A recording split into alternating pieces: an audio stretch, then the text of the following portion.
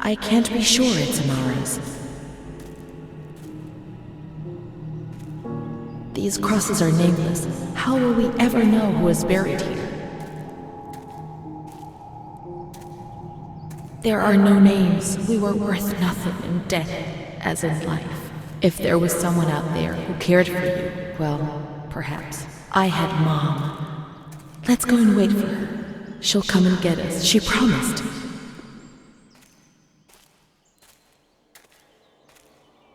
Mom will come. She'll come.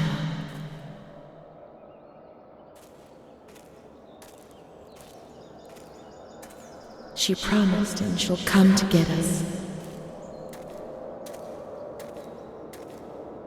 She'll take us home. Now I understand. I won't misbehave anymore.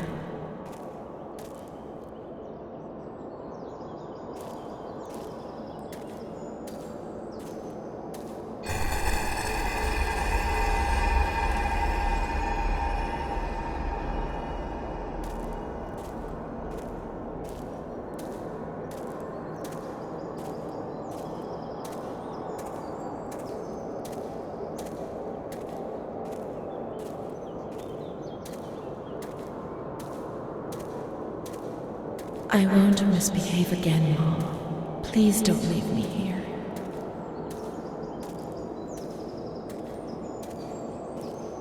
I won't cause any trouble. I'll be quiet in my corner.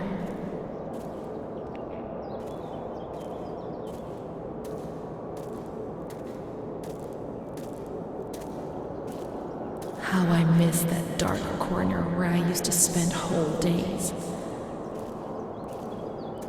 I'll stay there like a good little girl, but take me away from this place.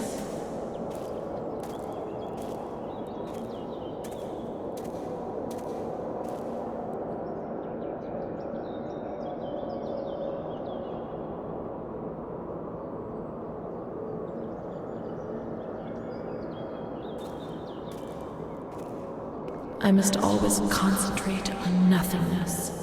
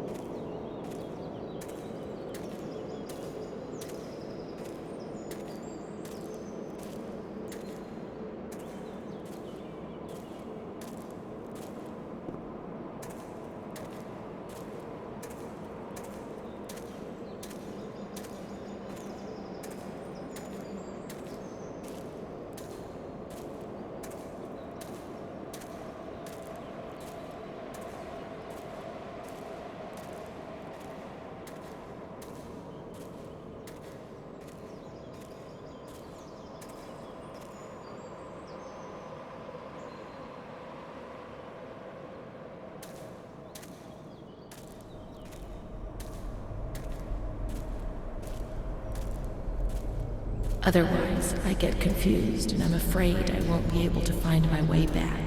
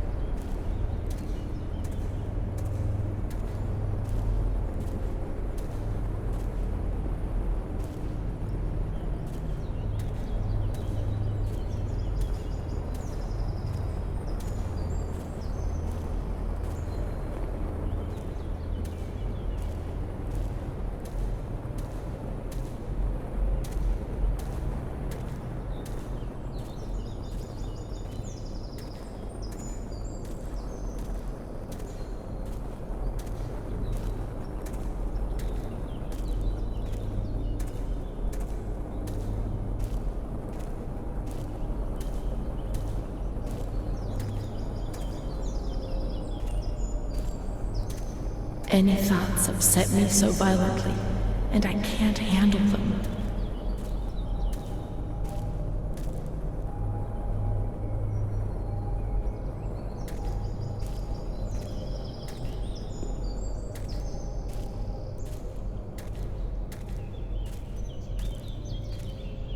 I'm afraid of myself, of what I might do when I get confused and don't remember anything.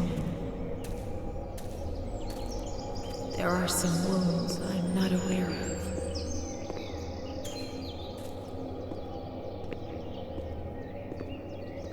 And that's the pain that causes me the most anguish.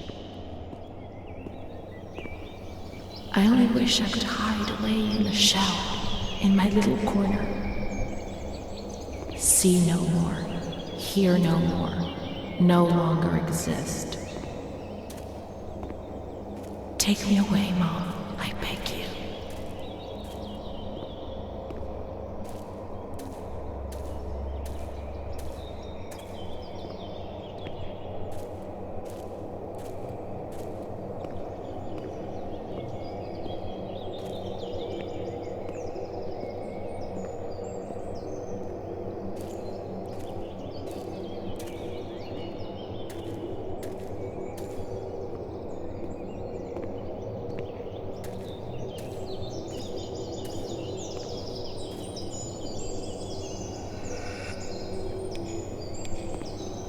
What if she's been already, and she's already left?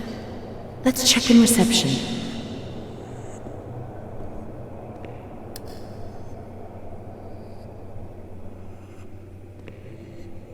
Miss, please send the following telegram to Adati. Discharge of Renée T. Impossible. Psychiatric evaluation negative. This is a life sentence. I can't spend my whole life in here. I can't. It's a death sentence.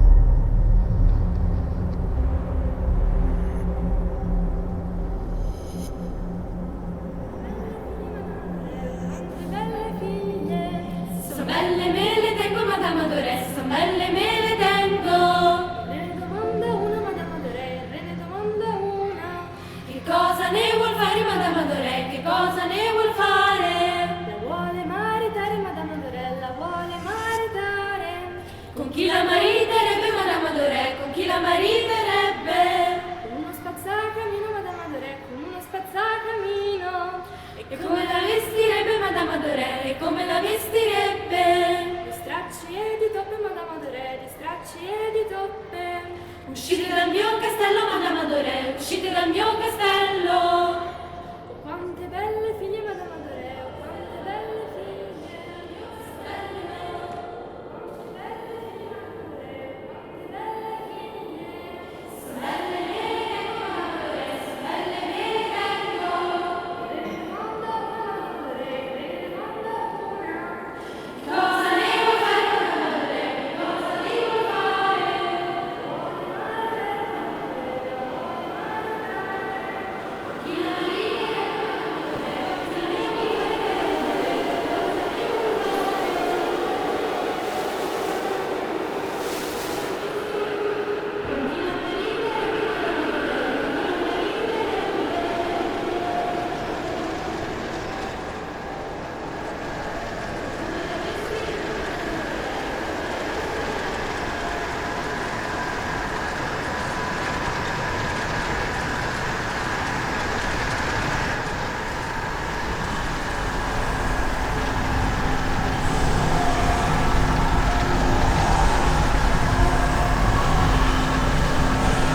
cosa ne vuoi fare?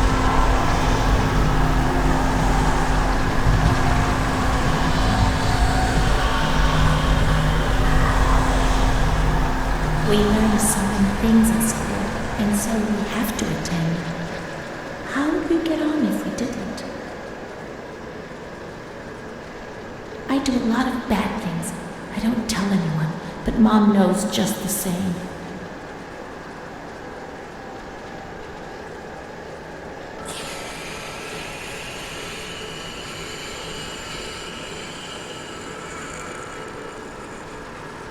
Mr. Onofrio is very kind and helps us. If he's not here, I have good reason to be afraid.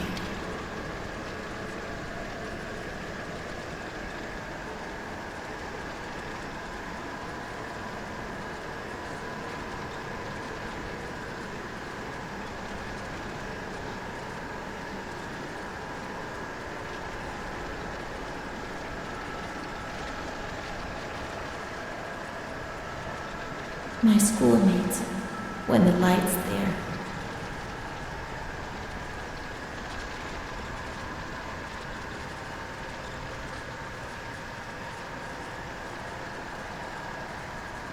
Renée's kind to Don Gino, but he always frightens me.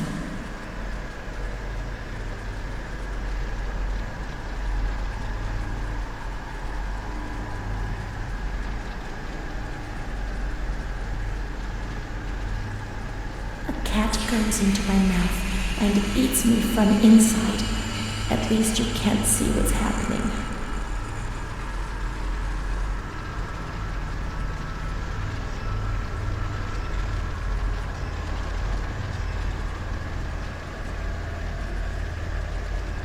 Don Gino knows everything. He speaks to God and he tells him lots of things.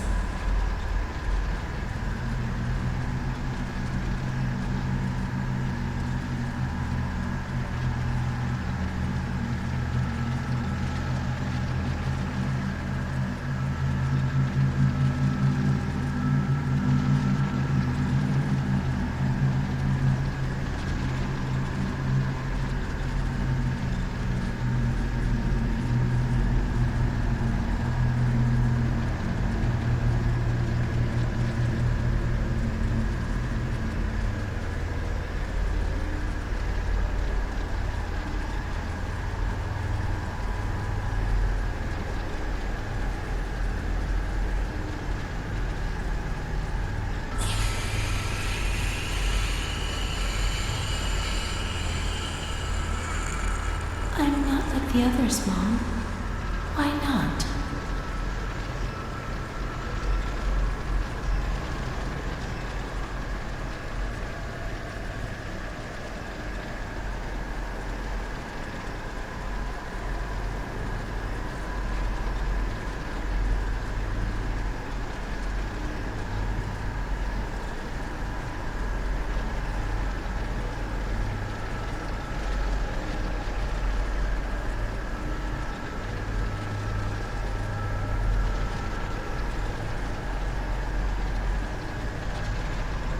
A blackbird's eating my head. That's why it hurts so much.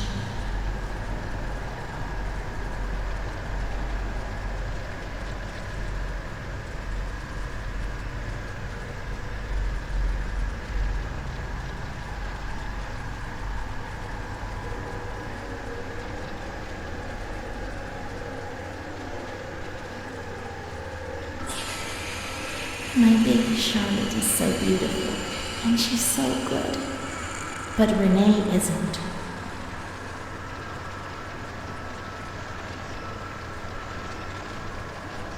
When I was little, I never used to sleep. Poor Mom.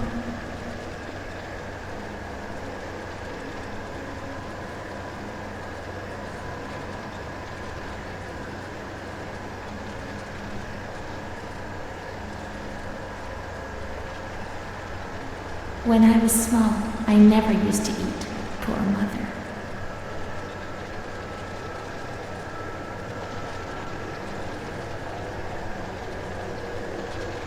Mr. Onofrio is so nice. I'm bad because I'm not kind.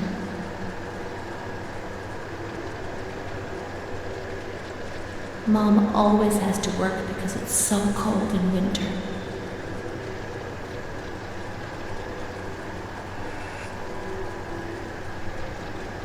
Mr. Onofrio helps Mom. How would we manage if he didn't?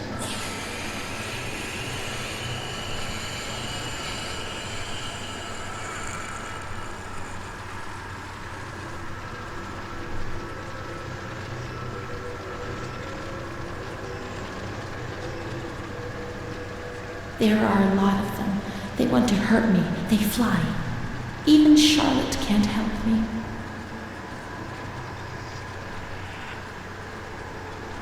Mom works so hard because I have to eat, or I won't grow.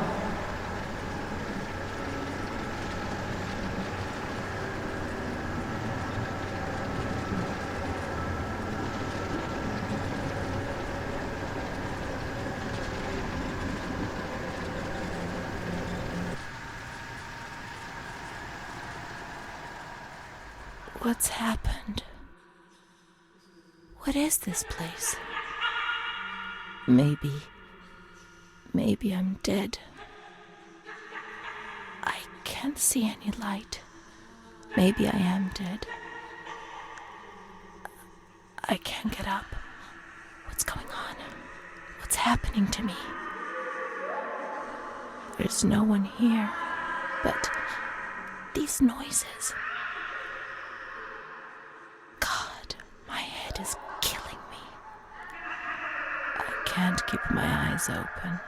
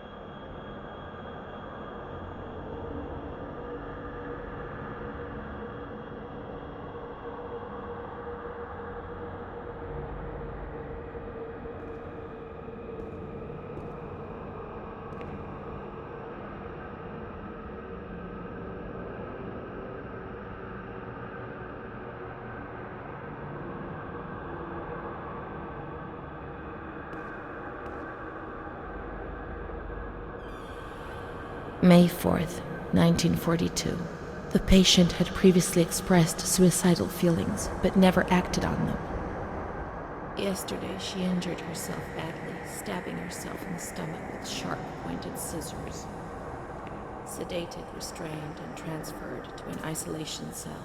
May 10th, transferred to the agitated ward for observation. Isolation, insulin, and shock therapy. September 25th, positive response to treatment. She replies to questions and remembers what happened, but doesn't want to give explanations. She claims to have memory lapses. Entire days in which she remembers nothing, she appears to be anxious and seeks reassurance.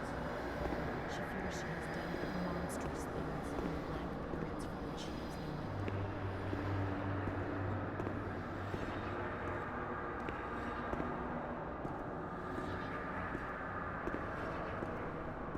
November 11th, 1942.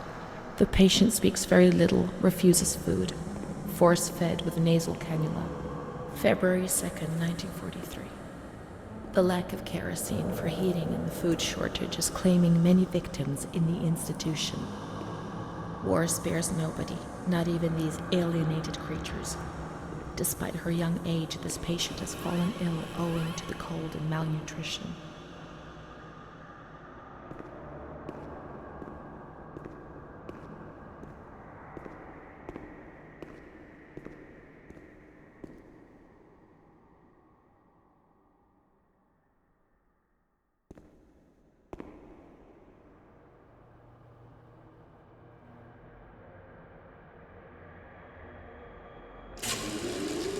Once more, I feel like I'm on the edge of an abyss.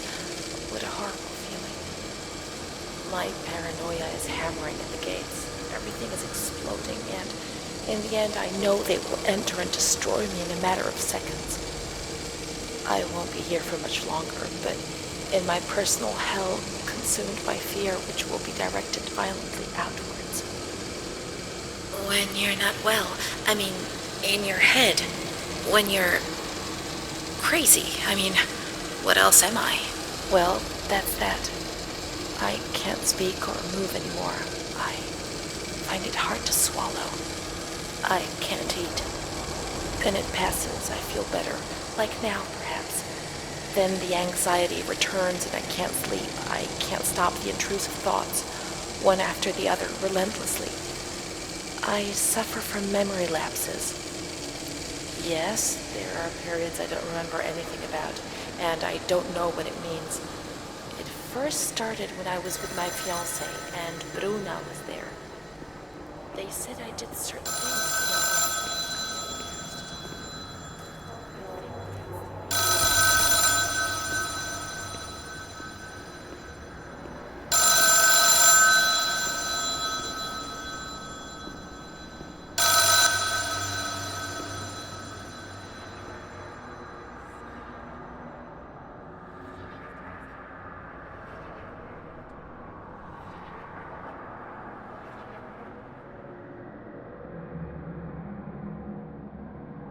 August 28th, 1942. We hereby notify you of the death of Ada T., mother of Renée T., a patient in your institution. No known relative. Sincerely yours, Onofrio P. I have no one left in the world. Nobody at all. Solitude is very strange. It muffles everything. Slows it down. It's an endless scream that makes no sound. A silent scream. I can't stop looking at myself. I will never leave this place. There is nobody up there for me. These walls have become my skin, and the wretched desperation within them is my soul without a voice. Here, nobody weeps anymore. How I would love to feel life, desperation, anger. I've stopped dreaming, daydreaming, maybe even thinking. I've lived in a reality which has corroded me and has stripped me of everything, even my ability to feel pain.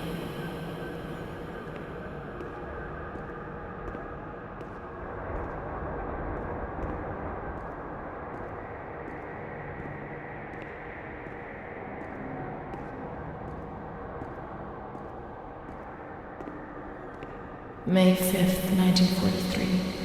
Renée's state of health is good. She is eating and speaking. Her spatial and temporal orientation is good. Therapy suspended. December 3rd. She calmly asks if she can leave the hospital. Evaluate patient for 6 months. May 2nd, 1944. Discharge denied despite favorable psychiatric opinion. The patient has no home or means of support.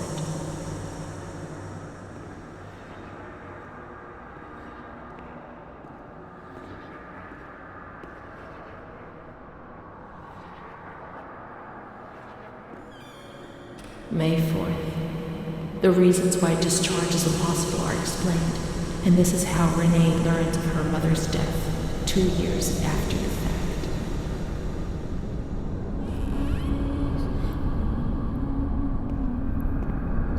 May 5th. She tried to kill herself in the night by hanging herself with a sheet, saved by the nurses.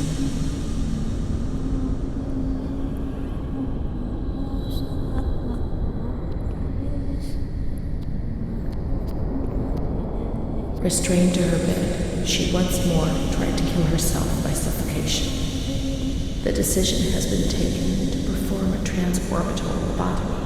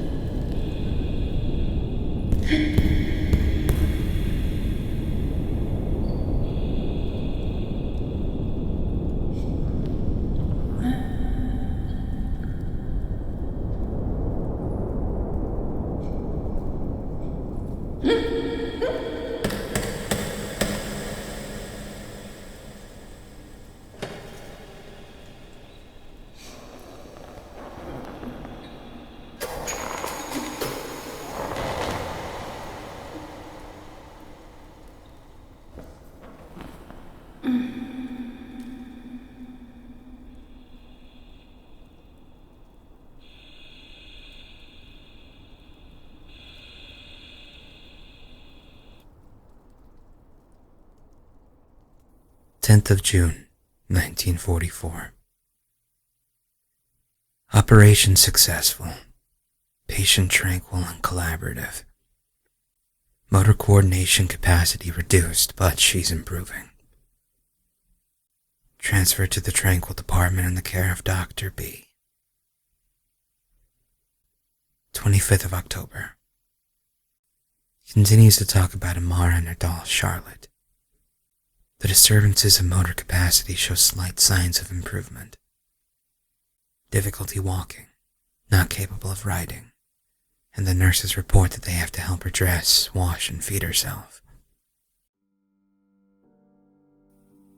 In the summer of 1944, Renée was transferred back into my department. Aware of little, indifferent, hardly ever spoke. One day, she said, "When I find the courage to look at myself in the mirror, I see a young face which is aged and looks at me full of fear." She is a woman now who has changed profoundly compared to the girl that I had under my care several years ago. Only the sadness of her gaze and her intelligence are unchanged. She's so young, just 23 years old, but is lacking all vitality. Perhaps her condition may improve, but probably not. Her life has been thrown away, and nobody did a thing.